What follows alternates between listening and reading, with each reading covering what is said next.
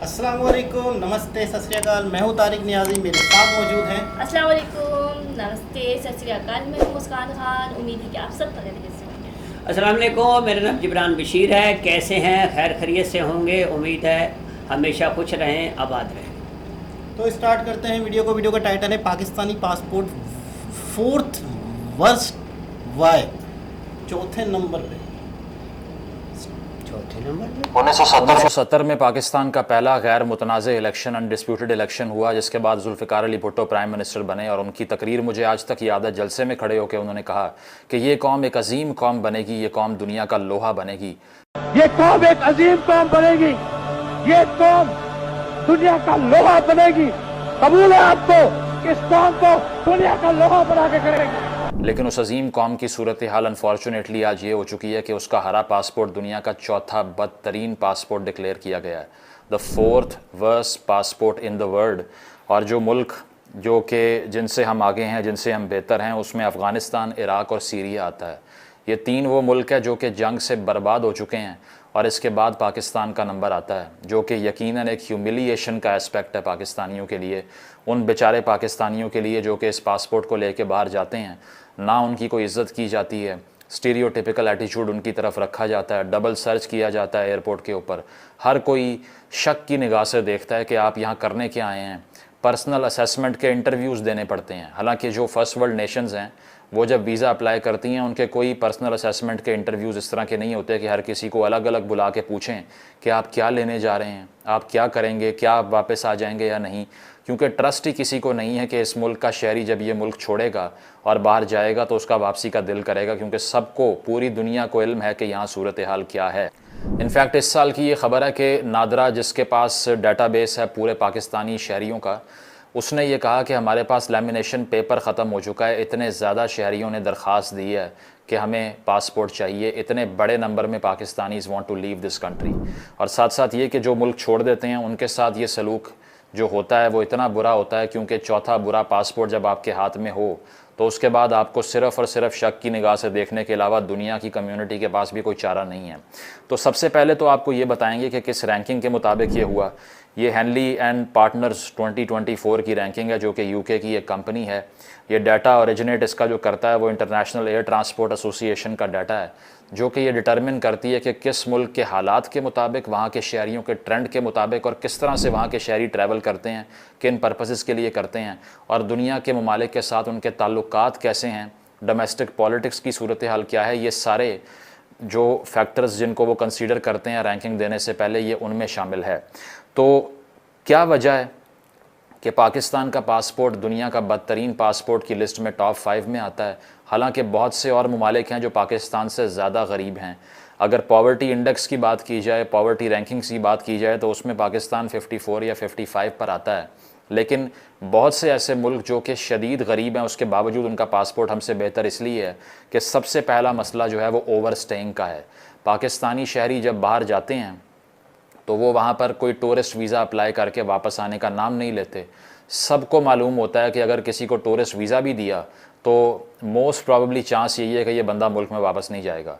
इसके लिए बड़ी बड़ी मिसालें भी हैं जो हमें ह्यूमिलिएट कर चुकी हैं। जिस तरह के हम देखते हैं कि बहुत से फ़्लाइट अटेंडेंट या एयर स्टूवर्ड जो होते हैं, जो एयरलाइंस का स्टाफ होता है, वो वहाँ पर अक्सर उतर के गायब हो जाता है, वापस नहीं आता। बहुत मरतबा ये ख़बरें हमने सुनी।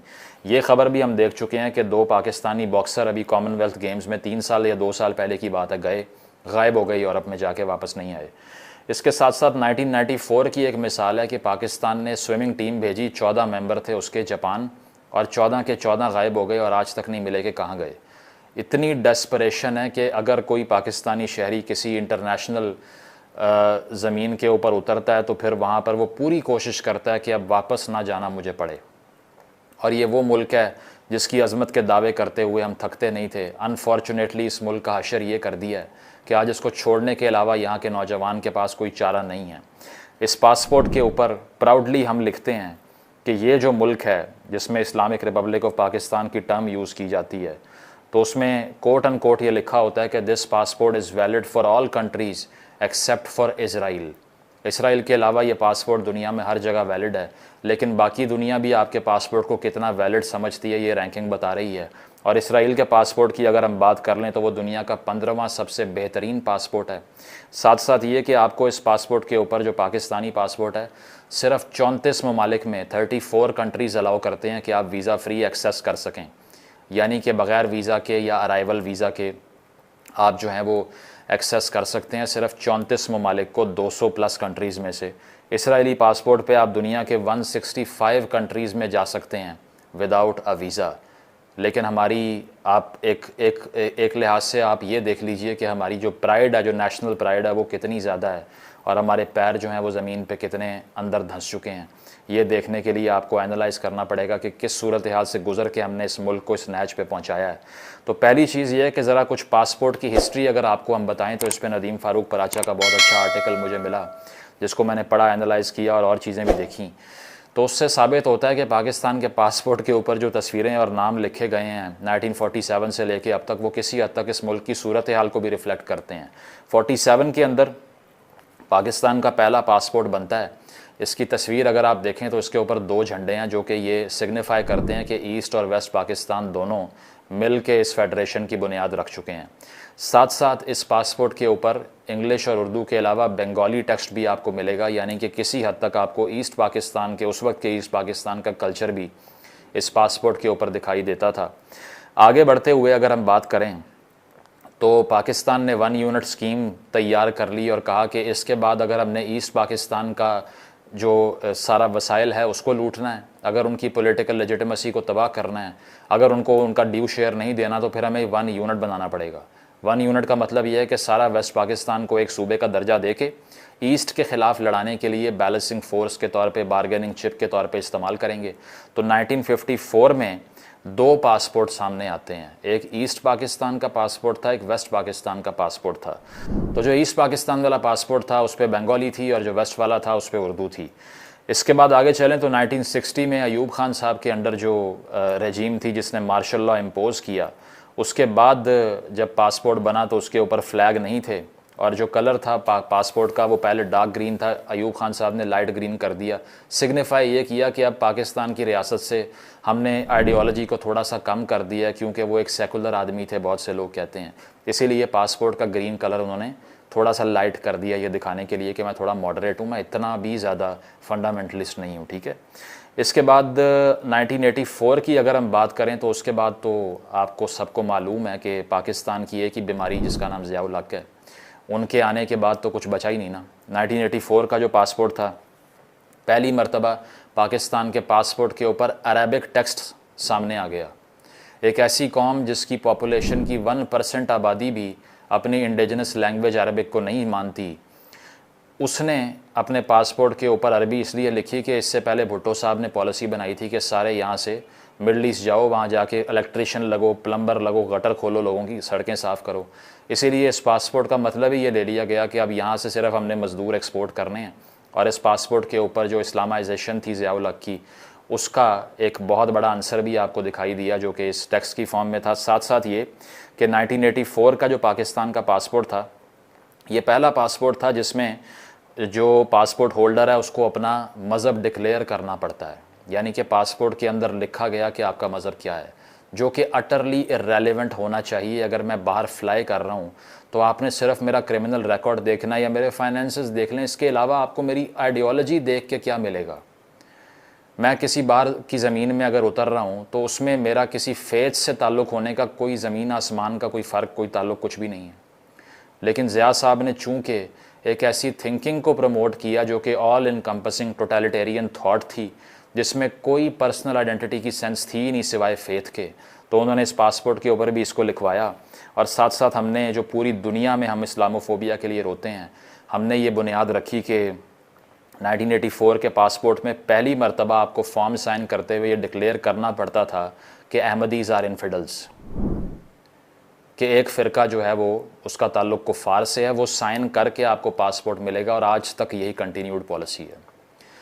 क्या ताल्लुक़ है इस बात का कि मैंने अगर मुल्क को छोड़ के बाहर जाना है तो उसके लिए मैं पहले एक सेक्ट के ख़िलाफ़ या एक कम्युनिटी के ख़िलाफ़, वो मुस्लिम है गैर मुस्लिम है, मेरा इससे क्या लेना देना है कि मैं पासपोर्ट के लिए अप्लाई करने आया हूँ या फिर मैं उधर अपना फेथ का टेस्ट देने के लिए आया हूँ या हिसाब देने के लिए आया हूँ अपनी ज़िंदगी का। तो ये भी इस पासपोर्ट के अंदर शामिल कर लिया गया। और इसके बाद में जब ज़िया साहब की डेथ होती है और पाकिस्तान को थोड़ा सा सांस आता है तो 1990s में दोबारा से जो अरबिक टेक्स्ट था उसको रिमूव कर दिया गया। मुशर्रफ साहब आए, मुशर्रफ साहब ने आके कोशिश ये की कि इस्लामिक रिपब्लिक ऑफ पाकिस्तान को हटा के रिपब्लिक ऑफ पाकिस्तान में लिखवा लूँ, लेकिन जैसा ही ये करने की कोशिश की गई तो मजहबी जमातों की तरफ से एक संगीन किस्म का एहतजाज हुआ और मुशर्रफ साहब भी खामोश होकर बैठ गए और उनको भी ये आइडिया हो गया कि पूरी दुनिया में अगर आपने जाना है तो अपने माथे के ऊपर ये लिख के जाना है कि हमारी बाइसेस क्या हैं या फिर हमारी पर्सनल आइडेंटिटी सिवाय हमारे फेथ के कुछ भी नहीं है। ना पश्तून है, ना पंजाबी हैं, ना बलोच हैं, ना सराइकी हैं, ना गिलगिती हैं, ना कश्मीरी हैं, कुछ भी नहीं है।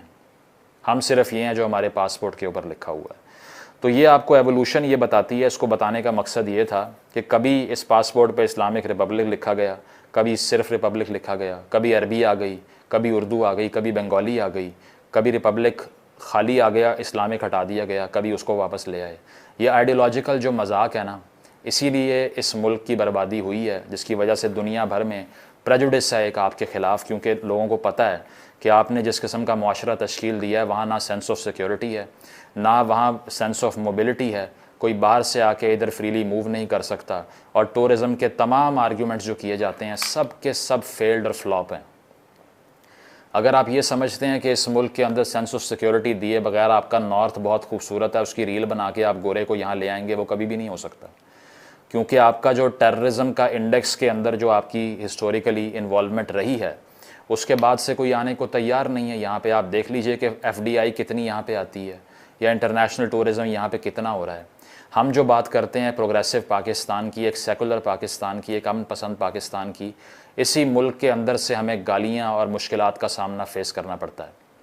और यहाँ पे इज़्ज़त और सलूट सिर्फ उसको मारे जाते हैं जो सिर्फ यूथ को रेडिकलाइज करने का एजेंडा लेके बैठा हुआ है और दिन रात वो ब्रेन वॉशिंग करने की बात करता है, टोटलिटेरियनिज़म की बात करता है, फ्रीडम ऑफ एक्सप्रेशन को दबाने की बात करता है। वो आराम से दंदनाते फिर रहे हैं और हम जैसे लोगों को पब्लिक हेट्रेड भी मोल लेना पड़ता है और जिनके लिए ये बात कर रहे हैं सबसे पहली गाली वहीं से पड़ती है। तो इस मुल्क का जो ताल्लुक़ पाकिस्तान का आइडियोलॉजिकल वॉर्स लड़ने से रहा कि अफ़गानिस्तान के अंदर प्रॉक्सीज़ पहले हिस्टोरिकली हमने बनाई, फिर इसके अलावा हमने अपने इंडियन बॉर्डर के ऊपर जो प्रॉक्सीज़ बनाई, इसके साथ साथ हमने सोवियत यूनियन से आगाज़ में ताल्लुकात को ख़राब कर लिया। पहले पासपोर्ट का ये हाल नहीं था। आपकी इतला के लिए 1984 में पहली मरतबा ये हुआ कि यूरोपियन कंट्रीज़ ने including UK on arrival visa Pakistan का कैंसिल किया, जो कि इससे पहले वैलिड था। 80s से पहले कोई पाकिस्तानी भी अपना वीज़ा जो है वो यूरोपियन यूनियन का वहाँ से कोई वीज़ा लिए बग़ैर भी वहाँ पर लैंड कर सकता था, उसको परमिशन थी। लेकिन तब तक आपने पूरी दुनिया पे अनाउंस कर दिया कि हम इस मुल्क को फॉर्म ही हमने इसलिए किया कि हमने जंगें लड़नी है। तो उसके बाद से उन्होंने कहा कि ठीक है फिर स्क्रूटनी में इजाफा करते हैं, क्योंकि सेंस ऑफ इनसिक्योरिटी दुनिया भर में फैल गई जो हमने कंट्रीब्यूट की। और उसके बाद में सूरत हाल ये है कि आज तक सबसे बड़ी सक्सेस किसी पाकिस्तानी स्टूडेंट की ये होती है कि वो आके डांस करता है और मिठाइयाँ बांटता है, लोग उसे मुबारकबादें पेश करते हैं अगर उसे किसी यूरोपियन कंट्री का वीज़ा मिल जाए। एक और बहुत बड़ा फैक्टर जो है वो इलीगल इमिग्रेशन है। पाकिस्तान में डंकी लगाने का कारोबार ज़ोर और शोर से जारी है। बड़े बड़े दावे किए जाते हैं कि आइंदा से ऐसा नहीं होगा, लेकिन आज तक ये एजेंट्स जो हैं लाखों कमा रहे हैं, लोगों की ज़िंदगियाँ ख़तरों में डाल रहे हैं, कंटेनरों में बंद करके कश्तियों पे बिठा के यूरोप पहुंचा रहे हैं लोगों को। और डेथ रेट इतना ज़्यादा है कि जो निकलते हैं उसमें से 50-60% पहुंचते हैं, बाकी रास्ते में मर जाते हैं। ये अशर किया हुआ है इस कौम का कि यहाँ पे रहने का जो अजाब है उससे बचने के लिए लोग ज़िंदगी भी देने को तैयार हो गए हैं। अपनी इल्लीगल इमिग्रेशन और ओवर स्टेइंग की वजह से बैरूनी ममालिक आपको वीज़ा देने को तैयार नहीं है। और ये सारे फैक्टर्स कंट्रीब्यूट करते हैं वर्स पासपोर्ट की रैंकिंग में, जिसमें आपका चौथा नंबर इसीलिए है कि आपने एक तो ताल्लुकात डेवलप ही नहीं किए डेवलपिंग वर्ल्ड से, ना आप आधे ममालिक से ट्रेड करते हैं, क्योंकि आपकी फ़ॉरेन पॉलिसी इतनी आइडियोलॉजिकल है कि आपने पहले ही फ़ैसला किया कि ये मुल्क जो है ना, ये हमारे इंटरनेशनल जो एक बयानिया है हमारा उसके ख़िलाफ़ है, इसीलिए इससे हमने बात नहीं करनी, भारत से हमने ट्रेड नहीं करनी, उनसे हमने बात नहीं करनी। तो हमारी ये जो डॉगमेटिक मेंटालिटी है ना, इसी ने पाकिस्तानी शहरी की ज़िंदगी हराम करके रखी हुई है। चले नॉर्थ कोरिया की तो समझ आती है कि वो तो आपको छोड़ने देते ही नहीं है ना मुल्क, लेकिन यहाँ पर हालात ऐसे पैदा कर दिए जाते हैं कि मुल्क छोड़ने का दिल भी कर रहा हो तो ऑप्शन बचती ही नहीं है। कहाँ जाएंगे? वीज़ा फ्री जो without visa arrival countries Pakistan के पासपोर्ट पे वैलिड हैं, उसमें से 95% जो हैं वो सारे अफ्रीकन मुल्क हैं जिसमें आप जा सकते हैं। वहाँ जाके क्या फसलें काटनी है आपने या घास खानी है वहाँ पे, या ज़ू में कोई पिंजरा आपके लिए रखा हुआ है जिसमें बंद होना है जाके आपने? कुछ भी नहीं। ना वहाँ पे इकॉनमी अच्छी है ना कुछ है, तो वहाँ जाके करेंगे क्या? अब जो 34 ममालिक पाकिस्तान को अलाउ करते हैं विदाउट वीज़ा अराइवल की, उसमें कीनिया है, नेपाल है, माशाल्लाह श्रीलंका है, रवांडा है, कंबोडिया है, हेटी है, ठीक है। ये सारे वो ममालिक हैं जहाँ जाके आप अरबों रुपए कमा सकते हैं और तरक्की याफ्ता ममालिक यहाँ पे जाने के काबिल हैं हम सिर्फ, इसके अलावा कहीं नहीं जा सकते।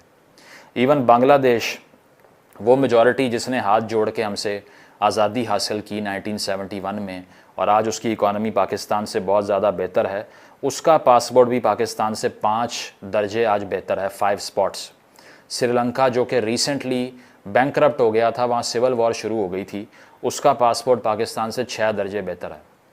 तो अगर आपने ये कहना है कि वो तो फर्स्ट वर्ल्ड थी, वो पहले से डेवलप थी, तो ये वाली जो वर्ल्ड है जो आपके बाद किसी हद तक डेवलप हुई है, आप तो इसको भी कैचअप नहीं कर सके, पकड़ नहीं सके इसकी तरक्की को।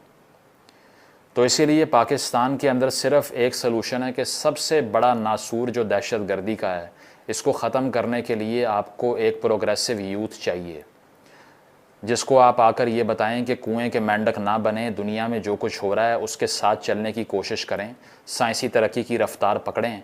लेकिन यहाँ पर तो पाकिस्तान का वाहिद साइंसदान जिसका नाम अब्दुल सलाम है, उसके नाम पे अभी एक साइंस की कॉन्फ्रेंस और साइंस का फेस्टिवल होना था कायदे आज़म यूनिवर्सिटी में, उसको भी कैंसिल करवा दिया, क्योंकि उन्होंने कहा कि आपने ये देखा है कि उसकी पर्सनल आइडियोलॉजी क्या थी और वो पाकिस्तान से कितनी नफ़रत करता था। भाई उसकी ज़ात पे क्या असर है, वो तो कब का मर गया। ये वो नाज़ीज़ जिस तरह फॉर्म साइन करवाया करते थे ना आपसे कि अगर आपकी एलिजेंस हिटलर के साथ है तो फिर आप यहाँ साइंस प्रैक्टिस करें, अदरवाइज़ दफ़ा हो जाएं, ये वो सूरत हाल है यहाँ पे। इसीलिए इस मुल्क के अंदर अगर आपने हालात बेहतर करने हैं तो सबसे पहले अपने नेबरिंग कंट्रीज़ के साथ इंसानों वाले ताल्लुकात बनाने पड़ेंगे, नंबर 1। अब सलूशन सुन लें, क्योंकि इल्ज़ाम यही लगेगा कि सलूशन आपने प्रोवाइड नहीं किया। तो पहला सलूशन ये है कि bring peace to your neighbourhood, do not contribute to any radicalism in the region by the sheer force of your proxy wars, number 1. Number 2, stop brainwashing your people to hate your neighbors. अपने इर्द गिर्द रहने वाली अक़वाम के ख़िलाफ़ नफ़रत उंडेलना बंद करें पाकिस्तानी अवाम के अंदर, ताकि वो उनको इंसान समझें और पीपल टू पीपल कांटेक्ट में इजाफ़ा हो। नंबर 3, करिकुलम के अंदर चेंजेस करें, क्योंकि बचपन से आप जो जहर इंजेक्ट करते हैं नफ़रत का पाकिस्तानी बच्चों में, वो मरते दम तक उसको कब्र में साथ लेके जाते हैं और वो समझते हैं कि उससे बात नहीं होनी चाहिए, वो हमारा दुश्मन है, ये हमारे ख़िलाफ़ साजिश कर रहा है। साजिश साजिश और सिर्फ साजिश। नंबर 5 ये है कि आप पाकिस्तान के अंदर पॉवर्टी को ख़त्म करें। अगर वो नहीं करेंगे तो लोग इलीगल इमिग्रेशन करते रहेंगे, आपका पासपोर्ट और नीचे जाएगा और तबाह होगा। तो ये सारे चेंजेस अगर आप करेंगे, और 5वीं चीज़ ये कि प्रॉक्सीज़ को बंद करें, पाकिस्तान के अंदर उन ऑर्गेनाइजेशंस को बैन करें जो कि आवाम के अंदर रेडिकलिज्म, फंडामेंटलिज्म फैला रही है। आजकल ये अंग्रेज़ी बोलने वाली फंडामेंटलिस्ट क्लास आ गई है नई, जो कि पॉडकास्ट के माइक रख के सामने बैठ जाती है और नया चूरन जो है वो रीब्रांड करके बेचने की कोशिश कर रही है, हालांकि उसके अंदर जो है ना वो सारा कंटेंट पुराना है। इनको भी रोकें और इनसे भी बात करें कि आप चाहते क्या हैं। अगर आप इस जमहूरी निज़ाम को और इस रियासत को किसी भी चीज़ को मानने को तैयार ही नहीं हैं, तो फिर आप खुल के आके बाहर सड़कों पे तलवारें लेके आ जाएं और मारें एक दूसरे को। उनकी रोकथाम के लिए भी नेशनल एक्शन प्लान जो आपने तश्कील दिया था उस पर अमल करें, अमन व तरक्की की बात करें, आवाम को तालीम दें, पॉवर्टी ख़त्म करें ताकि दुनिया से अच्छे ताल्लुकात कायम हों, और सबसे बड़ी चीज़ कि अपनी फ़ॉरेन पॉलिसी को रैशनल और रियलिस्टिक बनाएं, उसमें से आइडियोलॉजी माइनस करें। अदरवाइज़ आप आधी दुनिया से नफ़रत करते रहेंगे और उन्हीं से कर्ज़ा मांग के ज़िंदगी गुजारेंगे और अपने आवाम को ये कहते रहेंगे कि जिनसे हम कर्ज़ा ले रहे हैं उन्हीं से नफ़रत करो, इसके अलावा कोई चारा नहीं है। तो इस मुल्क को अमन का गहवारा बनाना पड़ेगा, यहाँ फंडामेंटलिस्ट लॉज को ख़त्म करना पड़ेगा, और इस मुल्क के अंदर अगर आपने डाइवर्सिटी ना लेकर आए तो फिर जिस रफ्तार से टेररिज्म बढ़ रहा है, ना आप यहाँ कोई एक्टिविटी करवा सकते हैं, ना इन्वेस्टमेंट आ सकती है, और ना इस मुल्क के बच्चों का पेट भर सकता है। बहुत शुक्रिया जी जनाब। सबसे पहले तो मैं मोहम्मद मुजम्मिल भाई को अप्रिशिएट करूँगा कि जिस तरीके से उन्होंने डेटा सारा लिया एक्सप्रेस पे पूरी एक वीडियो बनाई, कहाँ से उन्होंने शुरू किया, शुरू से लेके पासपोर्ट किस कलर में, क्या उसमें लिखा गया था। हमारा पासपोर्ट दुनिया का बुरा तरीन पासपोर्ट है 5वें नंबर पे। सिर्फ 2 से 3 मुल्क ऐसे हैं, ये अफ़गानिस्तान पूरी ज़िंदगी 4 मुल्क पूरी ज़िंदगी जंग रही है, सीरिया में पूरी ज़िंदगी जंग रही है, तो इन 2-4 कंट्रीज़ के अलावा ऊपर आता है तो पाकिस्तान आता है। पूरी दुनिया में हमारे पासपोर्ट, अच्छा जैसे ये सही कह रहे हैं, कई लोगों की मैंने वीडियो देखी तो वो एयरपोर्ट पे जाते हैं तो पाकिस्तानी है तो इसकी डबल चेकिंग होगी तो उसको अलग खड़ा। सबक हमारे एक एक्टर वो रो के बता रही है, जिब्रान भाई वो रो के बता रही है कि पूरी क्रू जो था ना इंडियन था, एक मैं पाकिस्तानी थी, फिल्म का वो था यहाँ बाहर फिल्म ठीक है इरफान खान के साथ। आप यकीन करें वो कह रही है कि मेरे साथ क्या बिहेवियर हुआ, यूँ कान पकड़ रही है, आंसू पहुँच रही है कि यार इतने बुरे तरीके से मेरी बॉडी को टिटोला गया यार, मतलब क्या हमारा कसूर है यार, ऊपर वालों ने इतना हरामीपन कर दिया, इतना बेड़ा गर्क कर दिया, मुल्क का इतना नाम खराब कर दिया, मेरा तुम्हारा क्या कसूर है यार कि हम कहीं जाएं, हमारी बहन जाए, हमारी माँ जाए, हमारी कोई आर्टिस्ट जाए, उनके साथ बदतमीजियाँ हो रही हों, यानी उनके साथ उसको वो कह रही पूरा जिस्म टिटोला गया। कैसे कैसे चेकिंग की गई कि पता नहीं मैं क्या हूँ। कल बात हो रही थी, हमारे दोस्त हैं चैनल के थ्रू गए मीडिया वाले डॉक्यूमेंट्री के लिए, तो वो कह रहा है कि 3 घंटे उन्होंने बिला वजह एयरपोर्ट पे बिठा के रखा। 3 घंटे। वो जो किस एयरपोर्ट दूसरे हैं वो भी परेशान हो रहे हैं कि किस यार एयरपोर्ट? बंदा अमेरिका में, ठीक है। 3 घंटे के बाद वो एक शख्स आया तो उसने आके बोला कि फलां मिस्टर, उसने कहा जी क्यों आए हैं, सवालात, उसने कहा जी डॉक्यूमेंट्री के लिए। अच्छा, उसने कहा जी जाओ। अब मसला ये था कि ये 3 घंटे तलाशियाँ वलाशियाँ करने के बावजूद 3 घंटे अजियत देना का क्या मतलब? ऐसा ही हो रहा है, ऐसा ही हो रहा है। हमारे मुल्क में किसी ने बात की, देखो डरने की बात नहीं है, स्वाए इमरान खान के पासपोर्ट के बारे में आज तक किसी ने बात नहीं की कि तुम्हारा पासपोर्ट की वैल्यू ये होनी चाहिए, ठीक है। तो क्या हुआ? लेकिन नहीं है, अब तो बिल्कुल ही गिर गया ना। मैं भी कहूँगा नहीं मैं तो 5-7 साल 10 साल पहले की आपको बात भी कर होना रहा हूँ। चाहिए, आप भी कहोगे नहीं है, वो कहने से क्या है, भाई, हमारा आपके कलर देख के वो कहते हैं जी आप सर लाइन से साइड हो जाओ, वो पूछते भी नहीं कि पाकिस्तान। मैं तो बस ये कहना चाहूँगी इंडिया वालों को और दूसरे मुल्कों को कि अगर इतनी चेकिंग करते हैं और आप पाकिस्तान को दहशतगर्द समझते हैं, आप ये बताएं पाकिस्तान ही महफूज में नहीं है। आप खुद देखिए ये जो एयरपोर्ट में हुआ था हंगामा होता, दहशतगर्द घुस गए थे वहाँ पर, कितनी फायरिंग हुई थी, पाकिस्तान में हुई। भाई पाकिस्तान को नहीं छोड़ रहे हैं हमारे, तो अब ये कौन कर रहे हैं? क्योंकि पाकिस्तानी खुद क्यों करेंगे? अगर आपके मुल्क में भी हो रहा है तो यकीनन कोई तीसरा चौथा बंदा है कि वो हमारे मुल्क में भी कर रहे हैं। अभी बताएं क्या है, हम अपने एयरपोर्ट में अंदर नहीं जा सकते, बंद कर दिया सिस्टम। अगर फैमिली जाती है ना या बच्चे जाते हैं, देखो जहाज़ है, वो पापा जा रहे हैं या जो भी ऊपर जाकर देखते हैं, नहीं बिल्कुल नहीं। गाड़ी भी उन्होंने बंद कर दिया है कि अंदर नहीं जाएगी गाड़ी, पार्किंग में पार्किंग से बाहर नहीं। जैसे होते थे ना बच्चे ऊपर जा रहे, चेकिंग होती थी कि हाँ जहाज़ जा रहे हैं, जहाज़ उड़ रहे हैं, ये ऐसा कुछ भी नहीं है, सब कुछ ख़त्म कर दिया गया। ये पाकिस्तान महफूज नहीं है, तो आप खुद सोचिए कि अब ये पाकिस्तानी लोग क्या करें। वो आम बंदे जाते हैं तो उनके साथ ऐसा ही होता है, और जो बंदा जो कर रहा है वो तो खुलेआम आज़ाद है। बांग्लादेश हमसे अलग हुआ, उसका पासपोर्ट हमसे बेहतर, इकॉनमी बेहतर हो गई है। श्रीलंका हमसे 6 नंबर आगे पासपोर्ट के मामले में। श्रीलंका में पूरी दुनिया से लोग टूरिस्ट आते हैं, पता है आपको? बिल्कुल है। बहुत ही खूबसूरत शहर है श्रीलंका में, बड़े अच्छे शहर हैं। कैंडी शहर बहुत खूबसूरत है श्रीलंका का, कोलंबो शहर अच्छा है। तो कहने का मतलब ये कि यार दुनिया वालों ने दुनिया वालों की इज़्ज़त की है, दुनिया में जाकर अपनी इज़्ज़त करवाई है। बेशक मुल्क गरीब सही, हमारे मुल्क से भी ज़्यादा गरीब मुल्क है, लेकिन वहाँ के लोगों के अंदर इतनी सेंस है कि यार मैं किसी कंट्री में जा रहा हूँ तो अपने मुल्क का नाम रोशन करूँ, ना कि वहाँ पे अपने मुल्क को बदनाम करूँ।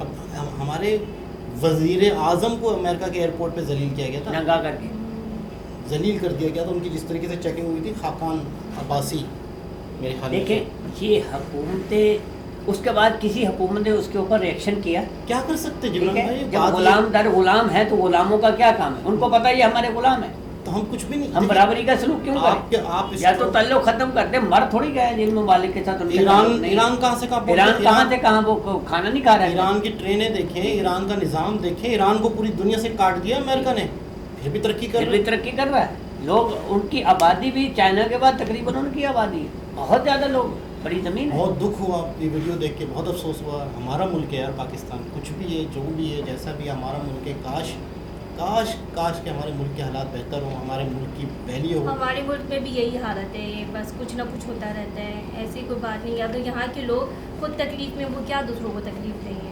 वो किसी को क्यों नहीं, परेशान मुल्कों का करेंगे? कुछ नाम लोग हैं होता है, हमारे मुल्क के लोग जो बहुत अगर अच्छे गलत हैं। कर रहे हैं वो कर रहे हैं, बाकी हर लोग थोड़ी ना कर रहे हैं। आवाम अच्छी है, बट हाँ। हुकूमती लोग अगर अल्लाह करे ठीक अभी हो जाए। बैकग्राउंड कौन कर रहा है, तो साइड पे जाके जो- बैठा हुआ है, यहाँ पर हम लोग पिसा रहे हैं यहाँ पर। लीडर होता है जो ठीक हाँ। करना चाहता है दूसरे तरह। अब आम बंदा तो किसी के मुल्क से अभी बात देखिए नहीं ना, करना ऐसी चाहता। हरकतों की वजह से इंडिया ने बंद कर दिया कि पाकिस्तान से कोई इंडिया नहीं आ ताल्लुकात सकता, खत्म। ताल्लुकात ख़त्म। क्यों? हमारी ख्वाहिश नहीं है हम घूमे फिरें, हमारी ख्वाहिश नहीं है। साहिबत मेरी अम्मी भी इंडिया की थी, हाँ वहाँ की इंडिया की थी। अभी मेरी अम्मी की भी ख्वाहिश है कि मैं जा तो सकती नहीं है, पर मैं हमेशा उनको बोलती हूँ, लेकिन ये है कि उन्होंने बंद कर दिया। लेकिन ये है कि बस हम दुआ कर सकते कुछ हैं वजहों कि की हालात वजह से। बेहतर हों इंशाअल्लाह। और पाकिस्तान की इज़्ज़त हो, दुनिया में पाकिस्तान का नाम हो। लेकिन बिल्कुल। ये है कि बाकी बहुत सारी चीज़ें हैं, बहुत सारे रीज़न्स हैं। अब जैसे पूरा उन्होंने बताया ना कि मुशर्रफ के दौर में, ज़िया-उल-हक के दौर में, ये सारा उन्होंने बताया। दोबारा किसी और मेरे साथ आपसे मुलाकात होती है, जब तक के लिए अल्लाह हाफ़िज़।